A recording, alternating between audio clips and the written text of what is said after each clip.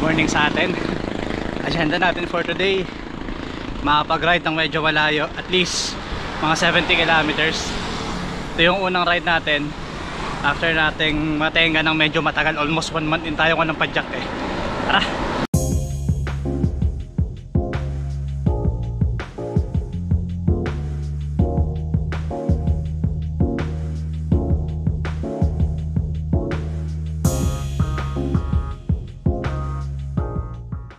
What's up sa inyong lahat? So yun, kwento ko lang kung bakit natenga ako ng medyo matagal. Ganito kasi yan eh. Sumemplang ako nung first week of January. Tanga lang. And sa pag-a-accept lang ko ayun, na-overextend yung hinlalaki ko sa paa. Bakit yung hinlalaki?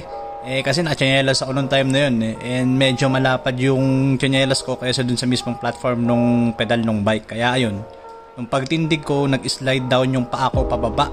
Slide down, pababa. Parang tanga lang yan, no? As yun, sumapit yung hinlalaki ko sa down tube. Sakit! Ayun, ingot nga kasi di naman malala yung nangyari sa akin. Konting gasgas lang. And yun nga, na-overextend lang yung hinlalaki ko.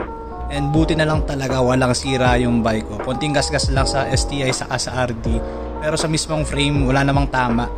So, ayun, tama na sa kwentong katangahan. Samahan nyo ako dito sa ride natin. Di ko rin sure kung kaya ko bang tapusin to eh. Kasi ngayon lang ulit ako mag-long ride or medyo long ride. Since yung semplang ko. Kaya, ayun, wish me luck. Let's go!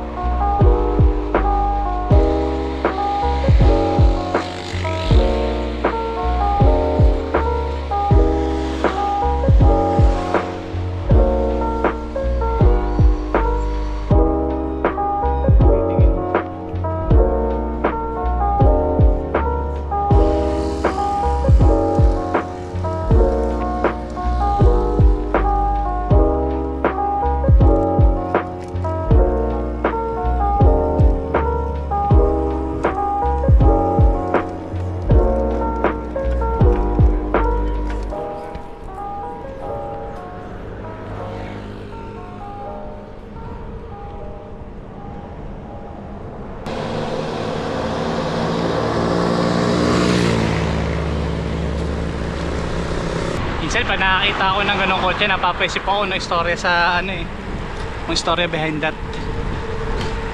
Grabe, wasak-wasak.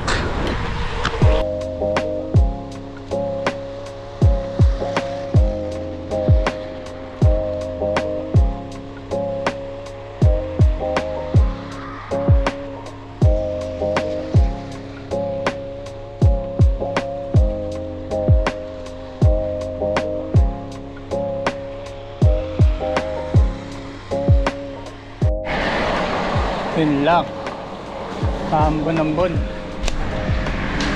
Dilim na lang at dito sa harap. Sana ulan eh. Nakaka 21 kilometers pa lang tayo eh. Huwag kang ulan boy. Dilim. Pambon na, shit.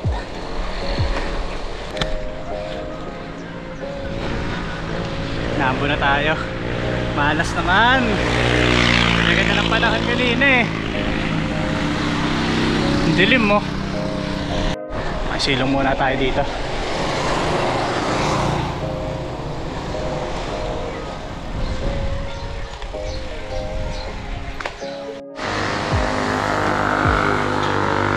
Wala nang ulan. Tara na.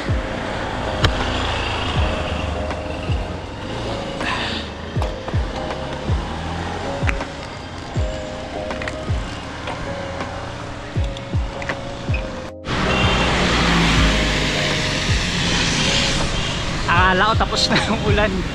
Di ba pala, may ambon pa pala dito. Ambon na lang naman, mahina lang.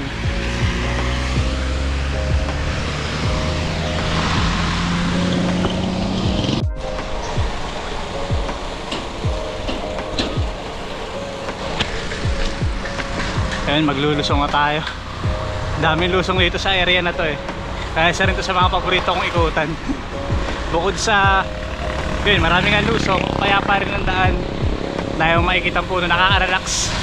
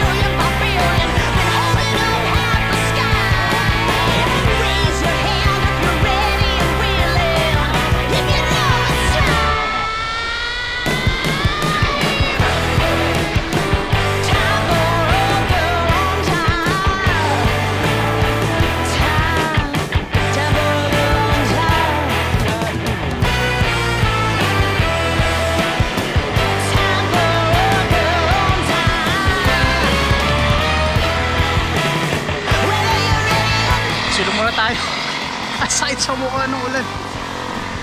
Ito muna tayo sa may puno. Medyo malakas din eh. Tira tayo sa Mainit. Barangay Mainit. Barangay ba to? Sitio? Hindi ko alam. Basta Mainit ang tawag sa lugar na to. Kasi may hot spring dyan. Yan, sa bukod-bukod dyan. Mabanda na rin ako. Napapasa rin ako dun eh. Hanap tayo ng masisilukan dito banda. Alam ko may waiting siya dito sa bungad-bungad eh.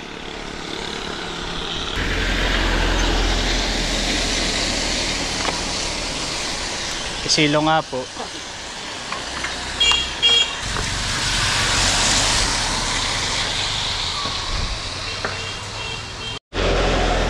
Para nangaasar lang yung ulan eh. Wala na ulit. Ambon na lang, ang karampot. Sige po, ako po'y sisibat na. Mahina ng ulan.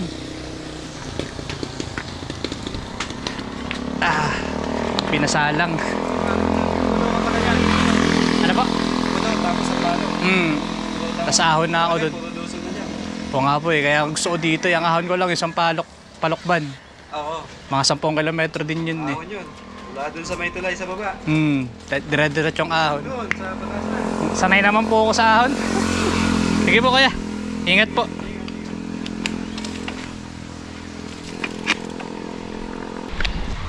Napasmall talk pa ay kuya. Napayabang pa. Sanay daw sa ahon ng puta.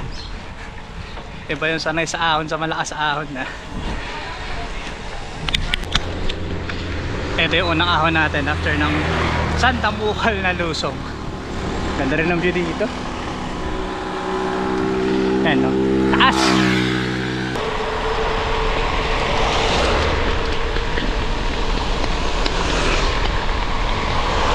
Okay boy. Puro bundok at puno nasa harap.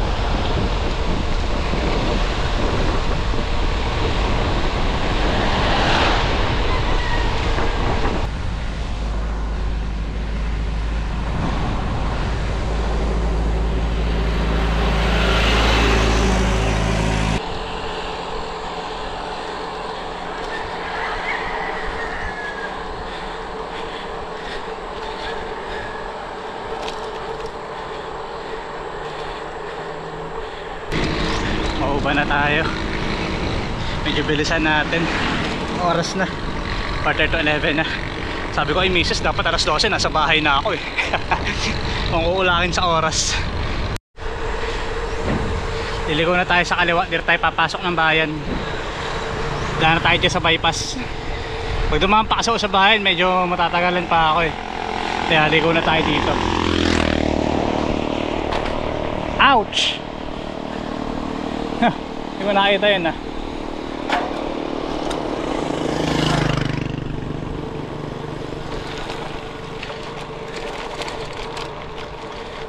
Ang ganda rin dito ah.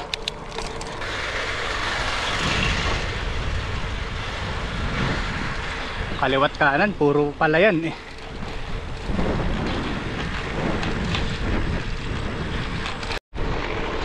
Dito na tayo sa Mauban Sampaloc Road. Hindi ko alam kung yung tawag sa alien na to. Pero itong street na to, Pasampaloc na to. As usual, dahil pa rin palay dito. Puro palayan pa rin eh. Buti na lang hindi ganun kainit. Pero wag lang sanang uulan. Ang hirap magbike ng maulan eh.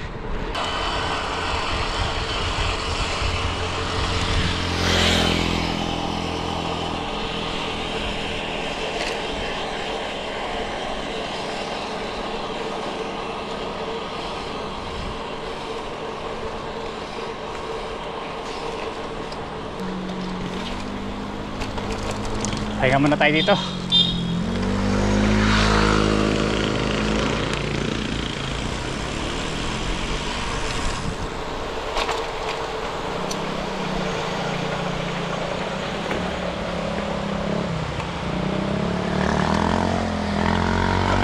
Pahinga muna, nakaka 53 kilometers na tayo eh. Average speed natin is 23 kilometers. Pahinga muna tayo saglit. Last ilang kilometers na lang tong ahon natin eh. Wala dito siguro mga 12. Ay hindi lang pala. Yung ahon, mga ganun 10 kilometers yung ahon. Tapos hanggang sa bahay siguro mga 18 kilometers bago makauwi. So pahinga muna tayo. Chill muna tayo sa favorite spot natin. Yun lang. Hindi pa umiinit yung pet ko sa pagkakaupo, umuulan na. Silong tayo dun sa tambayan nating isa. Sayang, sarap naman din tumambay dito eh. Silong muna.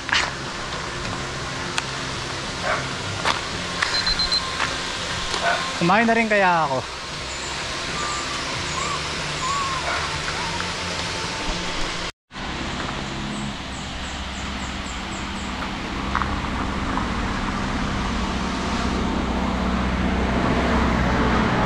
Inisip ko kung kakain na rin ba ako oras na ba? Alas 11. So kasing kumain doon sa may taas sa mamihan no kaya.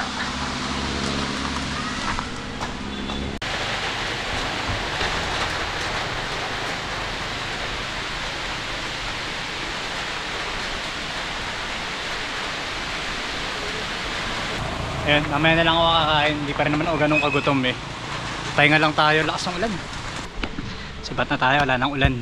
Ang oras na 11:30 na. Sabi ko alas 2 kasi dapat nakakayat na. Umuha nga abutin pa ako ng alauna eh. Eto na, simula na ng ahon.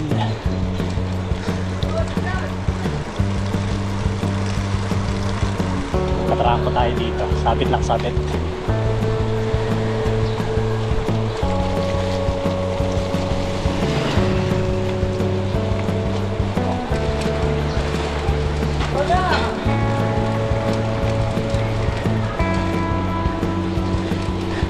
Tayo.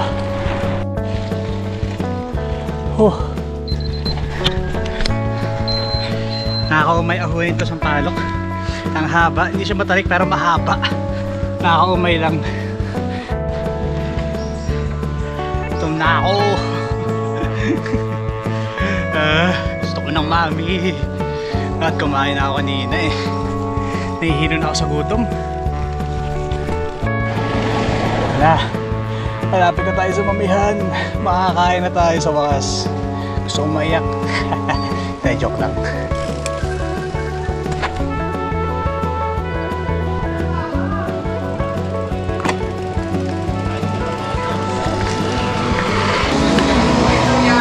Isa po, mami. Overload.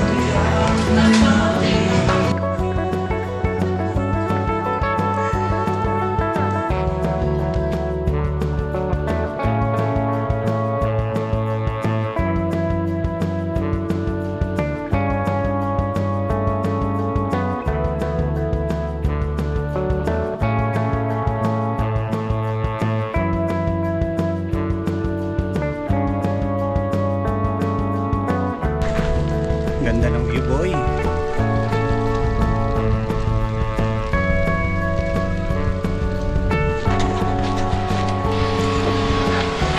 tapos yung ahon natin. Sa wakas, hayahay na ulit ang buhay. Ano na to?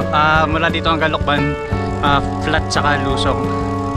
Sarap din dito kasi ano, ang rewarding lang nung pag-ahon dito kasi pagdating mo sa tuktok, ang ganda ng view. Tapos ang lamig pa ng hangin dito. Kaya paboritong ahon ko to eh.